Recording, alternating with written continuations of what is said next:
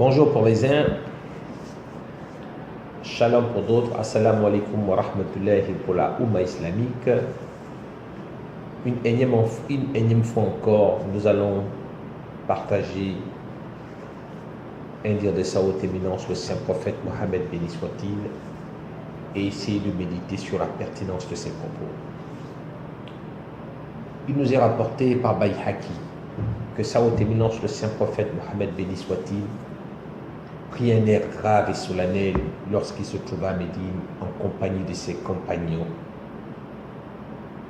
Et il se mit à dire ceci: que deviendrez-vous? Que deviendrez-vous lorsque vos femmes deviendront rebelles,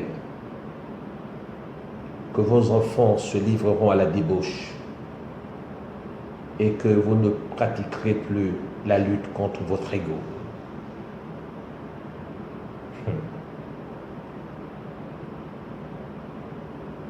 Un compagnon présent lui pose la question: est-il possible qu'il arrivera une époque que dans cette communauté, nos femmes deviendront rebelles, que nos enfants se livreront à la débauche et que l'on ne pratiquera plus la lutte contre notre ego? Le saint prophète Mohammed béni soit-il de dire: je jure par celui qui détient ma vie entre ses mains que ceci arrivera, et même pire. Et là, le compagnon de s'exclamer: ô messager d'Allah, qu'est-ce qui pourrait être pire que cela? Et sa haute éminence de dire: que deviendrez-vous lorsque vous n'allez plus ordonner le bien et vous n'allez plus interdire le mal? Le compagnon de s'exclamer et dire au messager d'Allah: est-il possible qu'il arrivera une époque où nous n'allons plus ordonner le bien et interdire le mal? Sa haute éminence de dire: je jure par celui qui détient ma vie entre ses mains que ceci arrivera, et même pire. Et le compagnon de s'exclamer en disant: ô messager d'Allah, qu'est-ce qui pourrait être pire que cela?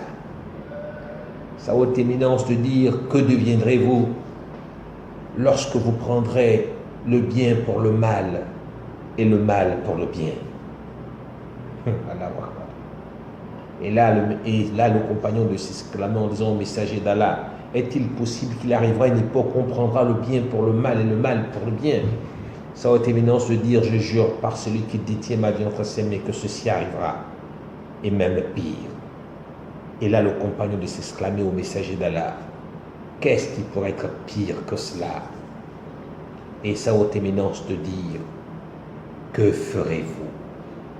Que ferez-vous lorsque vous allez ordonner le mal et vous allez interdire le bien? Que ferez-vous? Et là, le compagnon de s'exclamer en disant au messager d'Allah: c'est pas possible. Il va arriver une époque où nous allons ordonner le mal et on va interdire le bien. Sa haute éminence de dire: je jure par celui qui détient ma vie entre ses mains que ceci arrivera.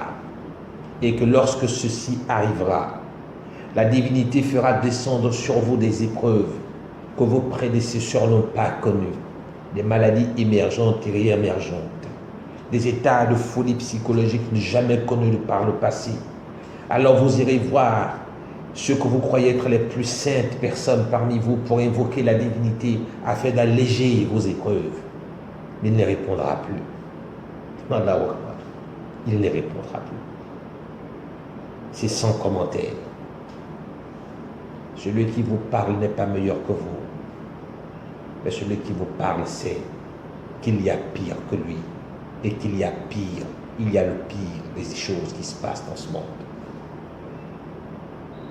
Que la divinité nous pardonne nos errements, nos manquements, nos excès.